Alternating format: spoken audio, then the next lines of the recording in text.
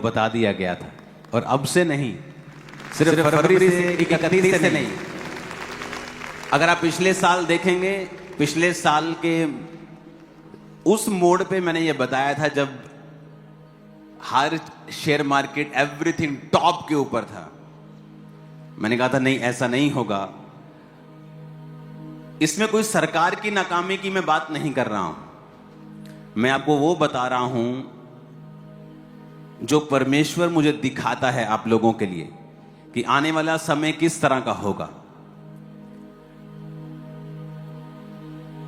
आप बड़े हैरान होंगे, अब आने वाले दिनों में एक प्रार्थना उपवास करने के लिए परमेश्वर ने मुझसे कहा है। हम 40 फास्ट रखेंगे पूरी चर्च, और उन चीजों के लिए प्रार्थना करेंगे, उन देशों के लिए भी प्रार्थना करेंगे जहां पर गिराव आना चाहिए।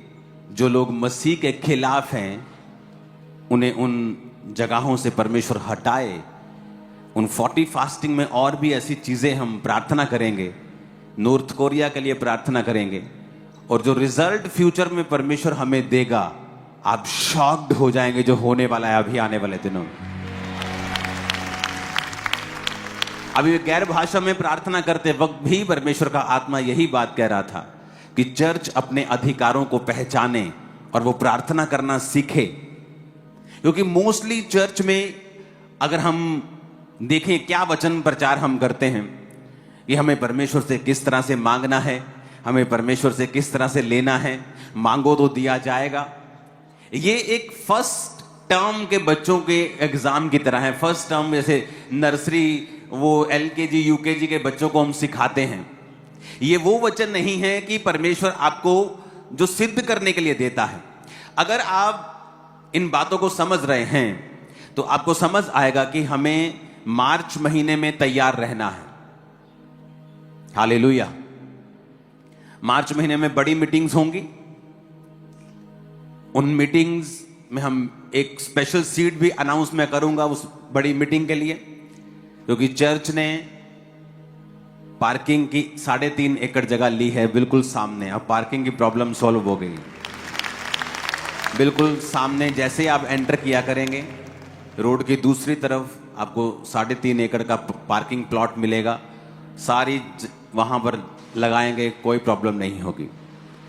तो हमें तैयार रहना है। उसके बाद बीच के बाद और बीच के पहले ही 13 और 16 मार्च से पहले ही 40 फास्टिंग की डेट अनाउंस होगी।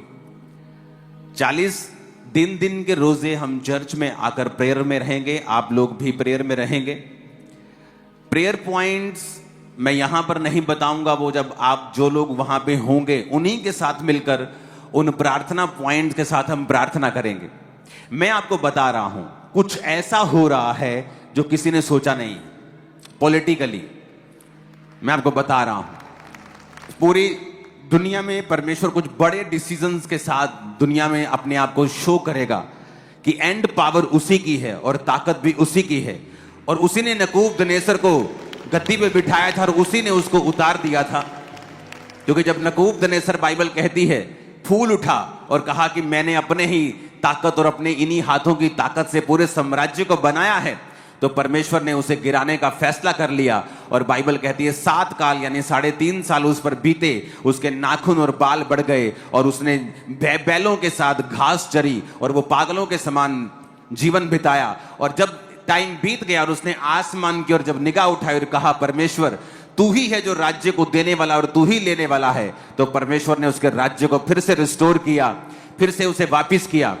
अब समय आ चुका है, हम प्रार्थना करेंगे पूरी चर्च के साथ मिलके, फास्टिंग के साथ, क्योंकि ये बड़ा इंपॉर्टेंट लेसन है। मोस्टली लोग क्या सोचते हैं, जो लोग आज अपनी प्रॉब्लम के लिए आए हैं, उनकी लाइफ में उनको हीलिंग चाहिए, उनके फादर उनको ट्रबल दे रहे हैं, फैमिली सेटल्ड नहीं है, फाइनेंस सेटल्ड नहीं, उन्हें लगता है कि ये चीजें तो उन लोगों के लिए हैं जो लोग अभी पूरी तरह से टेस्टिमनीज लेके बैठे हैं, जिनका फाइनेंस सेट है, जो बीमार नहीं है, जो सब कुछ ठीक ठाक हो चुका है, वो लोग इस चीज को रखेंगे। हम तो बस ले हैंड करवाने के लिए आएंगे और प्रार्थना करेंगे। आप जानते हैं बहुत से पास्टर्स भी ये प्रीच करते हैं, और अब मैंने भी प्रीच किया है कि मांगो तो दिया जाएगा। परमेश्वर ने कहा जो तुम मेरे नाम से मेरे पिता से मांगोगे मेरा पिता तुम्हें देगा। पर ये एंटायरली ट्रूथ नहीं है, ये पूरा सच नहीं है, ये आधा सच है। जब आप चर्च को आधा सच परोसते हैं तो चर्च को सुनने में अच्छा लगता है, और जब चर्च को सुनने में अच्छा लगता है वो सुन के चले जाते हैं, लेकिन जब प्रैक्टिकली उस वचन को वो फॉलो करना शुरू करते हैं, उनकी लाइफ में फिर रिजल्ट जब नहीं आता, फिर वो गिरते तो पाप में हैं लेकिन चर्च के मेंबर भी रहते हैं। और पास्टर को लगता है कि वो चर्च आ रहे हैं, everything is going well, but ऐसा नहीं होता है, क्योंकि आपको पूरा ट्रुथ, पूरा सच परोसना होता है। क्योंकि जैसे कई बच्चों को देते हैं ना, आप उनको प्लेट दीजिए खाने की, उसमें करेले भी हैं, उसमें हरी सब्जी भी है, उसमें आलू की सब्जी भी है, उसमें पूड़ी भी है, तो वो आलू पूड़ी खा लेंगे, करेला छोड़ देते हैं, कहते हैं हमें टेस्टी नहीं लगता। लेकिन उन्हें ये नहीं पता कि ये हरी सब्जी उनकी बॉडी के लिए बेनिफिशियल है। तो जब अभी तो मजा आ रहा है, अभी तो खा रहे हैं आलू पूड़ी, लेकिन जब उसके बाद में उनकी बॉडी में गड़बड़ नजर आएगी, इम्बैलेंस होगा, तब फिर वो बहक जाएंगे, शक करने लगेंगे, डाउट में आ जाएंगे कि ऐसा क्यों हो रहा है। क्योंकि आपको पूरा ट्रुथ खाना पड़ेगा। उस पूरे ट्रुथ में कुछ बातें अच्छी भी हैं जो आपकी बॉडी को अच्छी लगेंगी। Wow, ask and you shall receive, oh what a wonderful word, कि मैं मांगूंगा और पाऊंगा। यह है आपका पूड़ी आलू। अगला है ढूंढो तो तुम पाओगे, यह है आपकी हरी सब्जी जो लोग चाहते नहीं हैं। वो ये चाहते हैं मांगो तो दिया जाएगा। पास्टर प्रीच करते हैं, लोग हैप्पी हो जाते हैं, वाओ वी आस्क एनीथिंग, कुछ भी मांगो तो परमेश्वर हमें देगा। लेकिन मेरी लाइफ में ऐसा नहीं हुआ। कई बार आप अपनी लाइफ में मांगेंगे, या किसी की आप एग्जांपल ले लें, आज कोई चर्च में बैठा मांग रहा है कि परमेश्वर मेरी मैरिज इस भाई के साथ, इस बहन के साथ, कोई भी इसके साथ, उसकी बहन के, कुछ भी मांग रहे हो आप कि इसके साथ हो जाए या उसके साथ हो जाए, लेकिन कई बार परमेश्वर की वो मर्जी नहीं होती, और आप नहीं जानते परमेश्वर ने फ्यूचर में आपके लिए क्या रखा होता है। तो आप अगर पहले वचन में ही अड़े हुए हैं कि मांगो तो दिया जाएगा, तो आप जब परमेश्वर उस चीज को आपकी लाइफ में नहीं करेगा तो आप कहेंगे नहीं, ये वचन पूरा नहीं हुआ। क्योंकि इब्रानिया 11 उसकी 6 आयत में लिखा है, विश्वास बिना उससे प्रसन्न करना अनहोना है, क्योंकि प्रभु के पास आने वालों को विश्वास करना चाहिए कि वो है और वह अपने खोजने वालों को प्रतिफल देता है। Ask and you shall receive and seek, ढूंढो तो तुम। अब सेकंड पार्ट क्या होता है कि आपको परमेश्वर को ढूंढना होता है। अब अगर आप एक प्रार्थना कर रहे हैं कि परमेश्वर मेरी लाइफ में मुझे यह चीज चाहिए, परमेश्वर कहता है साथ साथ आपको मुझे ढूंढना भी पड़ेगा, क्योंकि परमेश्वर अपने खोजने वालों को प्रतिफल देता है। प्रतिफल का मतलब यह होता है कि जो आप मांग रहे हैं, हो सकता है कि वो डायरेक्ट चीज आपको ना मिले, लेकिन जो आपने मेहनत की है, जो आपने प्रार्थनाएं की हैं और प्रभु को खोजा है, उसकी वजह से शायद जो आपने मांगा था उससे भी 10 टाइम 100 टाइम बेटर चीज, अच्छी चीज आपकी लाइफ में परमेश्वर देगा और अपने वचन को वो पूरा करेगा। पर आज कलीसिया जो है वो वचन को पूरा सुनना नहीं चाहती, वो अपनी कानों की खुजलियां मिटाना चाहती है। उसे अच्छा लगना चाहिए, उसे और कुछ नहीं चाहिए। अगर उसे अच्छा लग रहा है तो वो वचन ठीक है। आज ये बात समझनी पड़ेगी, एक तरफ से मुझे मांगना होगा क्योंकि मेरा पिता मांगने से पहले जानता है मुझे किन चीजों की आवश्यकता है, लेकिन देता नहीं, देता तब है जब मैं मांगता हूं। तो एक तरफ से मुझे मांगना है जो भी मैं चाहता हूं, दूसरी तरफ से मुझे खोजना है। किसको? परमेश्वर को। कैसे खोजते हो आप उसको? एम्प्लीफाइड बाइबल में इब्रानिया 11 उसकी 6 आयत को हम पढ़ेंगे। मैं नीचे से उसको पढ़ूंगा। He is rewarder of those who earnestly and diligently seek him out. कहता वो रिवॉर्डर है उनका जो अर्नेस्टली, अर्नेस्टली का मतलब फोटो में देखेंगे, उसका मतलब है, पंजाबी में लिखा है दिलों, दिल से। अपने पड़ोसी को बोलो, दिल से। एम्पलीफाइड बाइबल में लिखा है, जेड़े दिल तो रब नूं लभदे ने। कहां से? दिलों। एंड डिलीजेंटली, कहता लगन से। डिलीजेंटली का मतलब है लगन नाल ते मेहनत नाल। कहता जेड़े परमेश्वर नूं लभणगे दिलों, लगन दे नाल ते मेहनत दे नाल। कई बार जो आप मांग रहे हैं परमेश्वर आपको नहीं देता, क्योंकि वो चाहता है बेटा अब तू दूसरा स्टेप लेगा। क्या? तू मुझे ढूंढेगा। मैंने 2004 और 5 में अगर जो मैंने मांगा था मुझे मिल गया होता, आज मैं आपके सामने कभी बैठा नहीं होता। शायद सेवा कर रहा होता, लेकिन इस लेवल पे कभी नहीं होता, क्योंकि ये चॉइस होती है। जब मुझे जो मैंने मांगा मुझे नहीं मिला, मैंने प्रभु को खोजना शुरू किया। कैसे? मेहनत से। क्या मेहनत की? फास्टिंग, 40 रोजे 5 बजे तक। एक बार खत्म, 2 दिन के बाद ही दूसरे 40 रोजे खत्म, तीसरे 40 रोजे खत्म, चौथे 40, पांचवें 40। फास्टिंग मशीन बन चुके थे हम लोग। और साथ साथ में 40 रोजों के बीच बीच में 3-3 दिन रात के रोजे, क्योंकि परमेश्वर को ढूंढना है लगन से, मेहनत से और दिलों। बोलो दिलों। वो कैसे?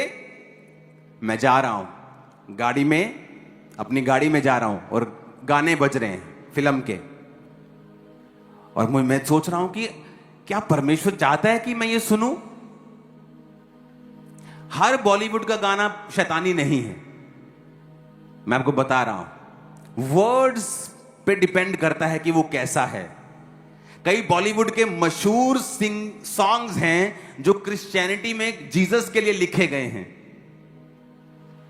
और पवित्र आत्मा से भरे लोगों ने उन्हें लिखा है, लेकिन जब वो गाते हैं तो ऐसा लगता है कि वो अपनी बीवी को या अपने हस्बैंड को बोल रहा है, बोल रही है। हालेलुया। लेकिन जो मैं सुन रहा था वो अलग किस्म के थे, तो मैंने कहा नहीं, परमेश्वर तो नहीं चाहता होगा, बंद कर दो। क्या परमेश्वर चाहता है कि मैं ये करूं? क्योंकि अगर आप परमेश्वर को खोज रहे हैं तो आप दिल से चलेंगे। आपको जब आदमी दिल से चलता है, उसे पता होता है कि परमेश्वर नहीं चाहता मैं इस रिलेशनशिप में रहूं। वो चाहता है कि मेरा प्यार सिर्फ परमेश्वर हो। जब तक आपकी शादी नहीं होती, आप सिर्फ परमेश्वर के हैं। दिल से खोजना, क्या परमेश्वर चाहता है कि मैं ये इनडायरेक्ट पैसे कमाऊं, चोरी करूं? क्या परमेश्वर ये चाहता है कि मैं अपने काम से चोरी करूं, कामचोर बनूं? क्या परमेश्वर चाहता है?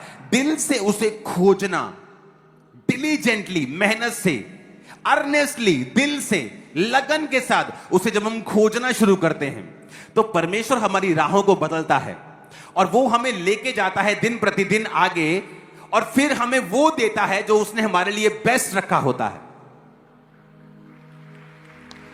क्योंकि ये पहला स्टेप है जो आपको बताया जाता है कि ask anything in my name and you will receive that. ये सच्चाई है, लेकिन कंप्लीट ट्रुथ नहीं है। कंप्लीट है सीक डिलीजेंटली, अर्नेस्टली। किसको? अपने बॉयफ्रेंड को, गर्लफ्रेंड को? नो, कहता गॉड को। सीक हिम आउट, उसे खोजो कहता है। उसकी आदत है छुपना। परमेश्वर जा रहे हैं चलते हुए पानी पर, अपने चेलों के पास से निकल रहे। परमेश्वर नहीं चाहते थे चेले उन्हें देखें, लेकिन जब चेलों ने देख लिया तो परमेश्वर को अपने आप को बताना पड़ा, डरो मत, मैं हूं। वो चेले समझे भूत चल रहा है कोई पानी के ऊपर। तो परमेश्वर की आदत है छुपना। परमेश्वर की आदत है छुपना, छुप के रहना, ताकि इंसान उसे खोजे, इंसान उसको ट्राई करे, उसको खोजे, वो एफर्ट करे डिलीजेंटली, लगन से, मेहनत से, दिल से। ये परमेश्वर का एक आदत है, छुपना, अपने आप को छुपा के रखना, ताकि इंसान उसे खोजे। और परमेश्वर ने क्या कहा कि खोज, ढूंढ तो तू पाएगा। और इब्रानी में कहता है कि मैं अपने खोजने वालों को प्रतिफल देता हूं। मैं उन चीजों में नहीं फंसा। मैं चाहता था प्रभु मुझे तू इस प्रार्थना का उत्तर क्यों नहीं दे रहा है, लेकिन परमेश्वर नहीं दे रहा था। वो नहीं चाहता था, ना वो उत्तर दे रहा था। मैंने कहा कोई बात नहीं, खोजते रहे, खोजते रहे। अगर मैं प्रभु को खोज ना रहा होता, या मैं निराश हो जाता या अपनी जिंदगी में गलत स्टेप ले लेता। बहुत से लोग गलत स्टेप ले लेते हैं, शादी में, बिजनेस में, सेवकाई में। वचन कहता है पौलुस एक जगह जा रहा था प्रचार करने के लिए, और जैसे ही वो वहां पे गया, परमेश्वर की आत्मा ने कहा मत जा। अगले शहर गया, परमेश्वर ने कहा मत जा। उसे कैसे परमेश्वर का आत्मा गाइड कर रहा है? क्योंकि वो परमेश्वर को खोज रहा है, साथ साथ प्रार्थना कर रहा है। उसके वचन में पढ़ के देखो, कहता मैं अपने शरीर को मारता कूटता और वश में लेके आता हूं कि जो मैं प्रचार कर रहा हूं उसके विषय में मैं निकम्मा ना ठहरूं। अपने बेटे स्पिरिचुअल सन तीमुथियुस को बता रहा है अपने कैरेक्टर में स्ट्रांग रहना है। जब भी वो पत्रियां लिख रहा है, मोस्टली वो आपके चरित्र और परमेश्वर के साथ आपका संबंध स्ट्रांग हो, इसके विषय में बात कर रहा है। हालेलुया। और कहता नॉक, खटखटाओ तो तुम्हारे लिए खोला जाएगा। खटखटाने का मतलब है नेवर गिव अप। कभी गिव अप मत करो परमेश्वर पर, कभी गिव अप मत करो। अगर उसने अलीशिबा को बूढ़ा कर दिया और बेबी नहीं दिया, लेकिन जब दिया तो वो जीसस का भी गुरु था, बैप्टिज्म दिया जीसस को। और जीसस ने कहा मुझे बपतिस्मा लेना है। यूहन्ना कहता नहीं गुरु, तू मेरा गुरु बन, तू मुझे दे। जीसस ने कहा मैं धार्मिकता को पूरा करूंगा और मैं भी किसी के नीचे रहूंगा। जब परमेश्वर आपको कुछ लेट कर रहा है, वो समथिंग वेरी पेक्यूलियर, बहुत यूनिक और बहुत ग्रेट कुछ आपकी लाइफ में बना रहा है, जो आपको वो देगा। बहुत ग्रेट, जो आप समझ नहीं पा रहे अभी।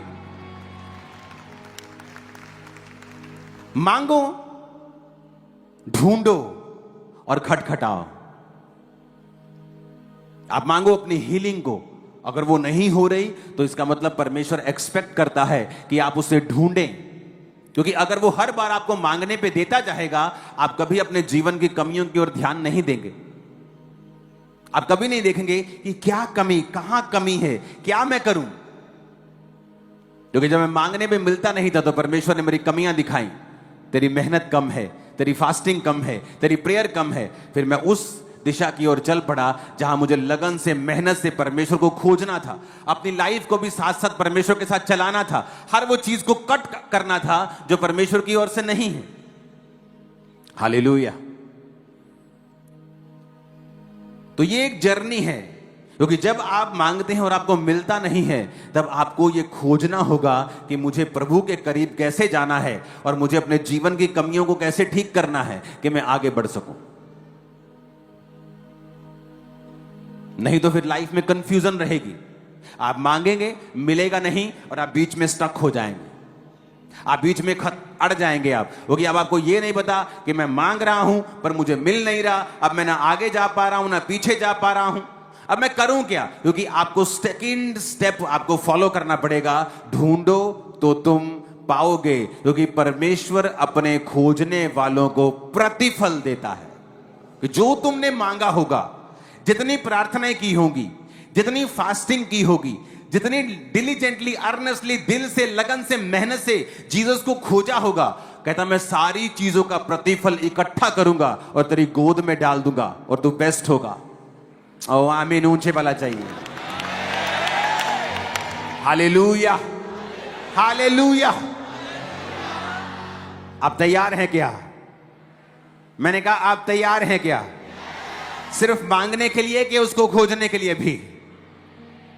हां, सिर्फ खोजने के लिए कि उसके बाद खटखटाने के लिए भी? क्योंकि कुछ लोग मांगते हैं, उन्हें मिल जाता है, फिर दोबारा मांगते नहीं मिलता, फिर उन्हें खोजना पड़ता है। फिर वो खोजते हैं, कुछ देर खोजते हैं, फिर वो हट जाते हैं। क्योंकि परमेश्वर ने कहा तीसरा स्टेप ये है कि खटखटाना है। जब तक खुल नहीं जाता, मुझसे मांगते रहना है और मुझको खोजते रहना है। जब तक मिल नहीं जाता, मांगते रहना है, खोजते रहना है। क्योंकि परमेश्वर ने कहा, एक आदमी अपने दोस्त के घर के बाहर गया और कहा मेरा दोस्त आया, मुझे रोटी दे। उसने कहा नहीं, मेरे बच्चे मेरे साथ बिस्तर पे, मैं उठ नहीं सकता। कहता ये नहीं कि उसका दोस्त आया है तो उसने रोटी दी, कहता उसके बार बार मांगने के कारण, लज्जा छोड़कर मांगने के कारण। कैसे मांगने के कारण? लज्जा, कहना शर्म छोड़ के मांगने के कारण कि नहीं यार मैनू दे यार, प्लीज उठ यार, नहीं इदा ना कर, कोई गल नहीं, मैं 2 मिनट च दे। तो कोई बोलता चल ठीक है, नहीं तो ना सी, मैं कुछ और देख लेना। पर कहता लज्जा, जीसस ने कहा इसलिए नहीं कि वो लज्जा छोड़कर उसने मांगा और वो मांगता रहा। 2013-12 की ये बात है, तब चर्च उधर लगती थी और एक लड़की को चर्च में लाए और उसे लहू बहने का रोग था। आई थिंक उसका भार 25 किलो हो गया होगा, ऐसे सूख के कांटा थी वो। और मुझे याद है जब वो प्रेयर लाइन में आती थी तो उस समय काफी ले हैंड होता था, संडे संडे संडे, तो वो बार बार लाइन में लग जाती थी। उसने एफर्ट करना कि मुझे प्रार्थना करवा के ही जाना है और उस पर ले हैंड होता गया। आई थिंक मुझे जितना मालूम है कम से कम 100 बार उस पर ले हैंड हुआ होगा। लज्जा छोड़कर उसने मांगा। 10 साल 12 साल बाद मैंने उसे प्रेयर लाइन में देखा, वो बेबी पकड़ा, पता नहीं क्या, मैंने उसे देखा। मैंने कहा तू तो वही लड़की है। कहती हाँ मैं ठीक हो गई थी, मेरी शादी हो चुकी है, अब मैं किसी और प्रेयर रिक्वेस्ट को लेके आई हूं। तो मैं देख रहा था कि परमेश्वर तेरा वचन पूरा होता है। उसने गिव अप नहीं किया। 2 बार ले हैंड, 3 बार ले हैंड हुआ, ब्लड अभी भी आ रहा है, रंग ब्लैक हो चुका है, बिल्कुल सूख, जितना आप इमेजिन करते हो किसी को सूख, उतना सूखी हुई थी। लेकिन परमेश्वर कहता अगर तू लज्जा छोड़कर मांगेगा, क्योंकि जहां प्रभु की उपस्थिति होती है ना, वहां चीजें आसान नहीं होती। जहां उपस्थिति नहीं होती वहां आसान होता है। लेकिन जहां आपको जीसस मिलेंगे तो जीसस को टच करना 12 साल की लहू बहने वाली औरत के लिए आसान नहीं था, क्योंकि जहां जीसस होते वहां लोग उनको छूने की कोशिश करते थे, आसान नहीं होता था। कुछ लोग कहते हैं कि जहां मर्जी चले जाओ, हर घर खुदा का घर है, हर घर खुदा का घर तो है, लेकिन वरदान हर घर के अलग हैं। अगर आप आंखों के डॉक्टर के पास चले जाओगे और बीमारी आपको कोई और होगी तो वो गाइड तो कर देगा, क्योंकि उसने बाकी पढ़ाई भी सिमिलर सी की है, लेकिन स्पेशलिस्ट के पास अगर आप नहीं जाओगे तो आपका इलाज होने वाला नहीं। परमेश्वर ने कहा, परमेश्वर ने चर्च को प्रेरित भविष्यद्वक्ता, पास्टर्स, इवेंजलिस्ट, टीचर्स दिए हैं। आप जानते हैं कुछ चर्चेस में परमेश्वर काम नहीं करता, क्यों? क्योंकि जहां वो काम करता है वो उनकी चुगलियां, उनके खिलाफ इनडायरेक्ट डायरेक्ट बोलते हैं और खुद उनकी लाइफ में भी परमेश्वर काम नहीं करता। कितने मेरी बातों को समझ रहे हैं? टाइम आ चुका है, हमें प्रार्थना करनी है, प्रभु को खोजना है, अपना एफर्ट लगाना है। आप कैसे कह सकते हो कि आप प्रभु को खोज रहे हो और आपने कभी बीजों को नहीं बोया, आपने कभी फास्टिंग नहीं की, आपने कभी प्रेयर नहीं की, आप नहीं खोज रहे हो उसको। टाइम लगता है खोजने में, एफर्ट लगता है, लगन लगती, मेहनत लगती। आप कैसे कह सकते हो कि आप उसे खोज रहे हो? आप नहीं खोज रहे हो।